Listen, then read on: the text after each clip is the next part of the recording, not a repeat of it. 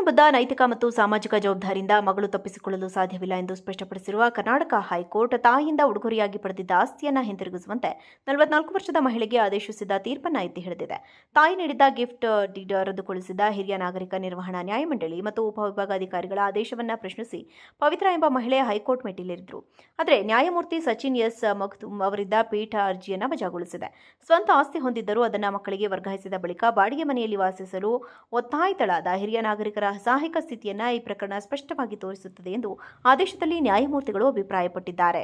ಪತಿ ಜೊತೆಗಿನ ವೈವಾಹಿಕ ಕಲಹದ ಹಿನ್ನೆಲೆಯಲ್ಲಿ ಹೇಮಾ ಸುಮಾರು 3.5 ವರ್ಷಗಳ ಕಾಲ ತಮ್ಮ ಮಗಳು ಪವಿತ್ರ ಜೊತೆ ತಮ್ಮದೇ ಮನೆಯಲ್ಲಿ ವಾಸಿಸ್ತಾ ಇದ್ರು. ಈ ವೇಳೆ ಬಾಡಿಗೆ ಆದಾಯವನ್ನು ಅವರ ಹಿತಕ್ಕಾಗಿ ಬಳಸಲಾಗುತ್ತದೆ ಎಂಬ ಭರವಸೆಯೊಂದಿಗೆ ಆಸ್ತಿಯನ್ನ ಗಿಫ್ಟ್ ಡೀಡ್ ಮೂಲಕ ತಮ್ಮ ಹೆಸರಿಗೆ ವರ್ಗಾಯಿಸಲು ಮಕ್ಕಳು ಸಲಹೆ ನೀಡಿದ್ದರು.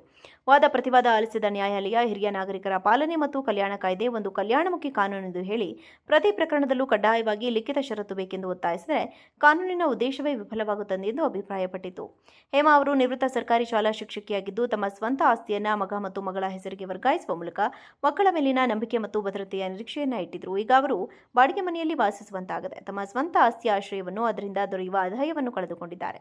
ಈ ಎಲ್ಲ ಸನ್ನಿವೇಶಗಳನ್ನು ಪರಿಶೀಲಿಸಿದಾಗ ಆಸ್ತಿ ವರ್ಗಾವಣೆ ಕಾಳಜಿ ಮತ್ತು ಪಾಲನೆ ಎಂಬ ಅಪ್ರತ್ಯಕ್ಷ ಭರವಸೆಯ ಮೇಲೆ ನಡೆದಿತ್ತು ಎಂಬುದು ಸ್ಪಷ್ಟವಾಗುತ್ತದೆ ಎಂದು ನ್ಯಾಯಾಲಯ ಹೇಳಿದೆ. ಪವಿತ್ರ ಸ್ವಂತ ಮನೆ ಹೊಂದಿದ್ದರೂ ತಮ್ಮ ವಯೋವೃದ್ಧ ತಾಯಿಯನ್ನ ಬಾಡಿಗೆ ಮನೆಯಲ್ಲಿ ವಾಸಿಸಲು ಬಿಟ್ಟಿರುವುದು ನೈತಿಕ ಮತ್ತು ಕಾನೂನುಬದ್ಧ ಕರ್ತವ್ಯ ನಿರ್ಲಕ್ಷ್ಯವನ್ನ ತೋರಿಸುತ್ತದೆ ಎಂದು ಪೀಠ ಅಭಿಪ್ರಾಯಪಟ್ಟಿದೆ. ಕಾನೂನುಬದ್ಧ ನೈತಿಕ ಮತ್ತು ಸಾಮಾಜಿಕ ಜವಾಬ್ದಾರಿಯಿಂದ ಮಗಳು ತಪ್ಪಿಸಿಕೊಳ್ಳಲು ಸಾಧ್ಯವಿಲ್ಲ ಎಂದು ಸ್ಪಷ್ಟಪಡಿಸಿರುವ ಕರ್ನಾಟಕ ಹೈಕೋರ್ಟ್ ತಾಯಿಯಿಂದ ಉಡುಗೊರೆಯಾಗಿ ಪಡೆದಿದ್ದ ಆಸ್ತಿಯನ್ನು ಹಿಂತಿರುಗಿಸುವಂತೆ 44 ವರ್ಷದ ಮಹಿಳೆಗೆ ಆದೇಶಿಸಿದ ತೀರ್ಪನ್ನು ಎತ್ತಿ ಹಿಡಿದಿದೆ. ತಾಯಿ ನೀಡಿದ್ದ ಗಿಫ್ಟ್ ಡೀಡ್ ರದ್ದುಗೊಳಿಸಿದ ಹಿರಿಯ ನಾಗರಿಕ ನಿರ್ವಹಣಾ ನ್ಯಾಯಮಂಡಳಿ ಮತ್ತು ಉಪವಿಭಾಗಾಧಿಕಾರಿಗಳ ಆದೇಶವನ್ನು ಪ್ರಶ್ನಿಸಿ ಪವಿತ್ರ ಎಂಬ ಮಹಿಳೆ ಹೈಕೋರ್ಟ್ ಮೆಟ್ಟಿಲೇರಿದ್ರು. ಆದರೆ ನ್ಯಾಯಮೂರ್ತಿ ಸಚಿನ್ ಎಸ್ ಮಗ್ದುಮ್ ಅವರಿದ್ದ ಪೀಠ ಅರ್ಜಿಯನ್ನು ವಜಾಗೊಳಿಸಿದೆ. ಸ್ವಂತ ಆಸ್ತಿ ಹೊಂದಿದ್ದರೂ ಅದನ್ನು ಮಕ್ಕಳಿಗೆ ವರ್ಗಾಯಿಸಿದ ಬಳಿಕ ಬಾಡಿಗೆ ಮನೆಯಲ್ಲಿ ವಾಸಿಸಲು ಒತ್ತಾಯಿತಳಾದ ಹಿರಿಯ ನಾಗರಿಕರ ಅಸಹಾಯಕ ಸ್ಥಿತಿಯನ್ನು ಈ ಪ್ರಕರಣ ಸ್ಪಷ್ಟವಾಗಿ ತೋರಿಸುತ್ತದೆ ಎಂದು ಆದೇಶದಲ್ಲಿ ನ್ಯಾಯಮೂರ್ತಿಗಳು ಅಭಿಪ್ರಾಯಪಟ್ಟಿದ್ದಾರೆ.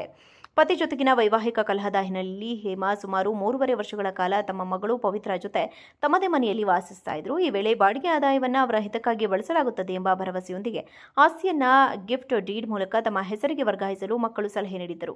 ವಾದ ಪ್ರತಿವಾದ ಆಲಿಸಿದ ನ್ಯಾಯಾಲಯ ಹಿರಿಯ ನಾಗರಿಕರ ಪಾಲನೆ ಮತ್ತು ಕಲ್ಯಾಣ ಕಾಯ್ದೆ ಒಂದು ಕಲ್ಯಾಣಮುಖಿ ಕಾನೂನು ಎಂದು ಹೇಳಿ ಪ್ರತಿ ಪ್ರಕರಣದಲ್ಲೂ ಕಡ್ಡಾಯವಾಗಿ ಲಿಖಿತ ಷರತ್ತು ಬೇಕೆಂದು ಒತ್ತಾಯಿಸಿದರೆ ಕಾನೂನಿನ ಉದ್ದೇಶವೇ ವಿಫಲವಾಗುತ್ತದೆ ಎಂದು ಅಭಿಪ್ರಾಯಪಟ್ಟಿತು.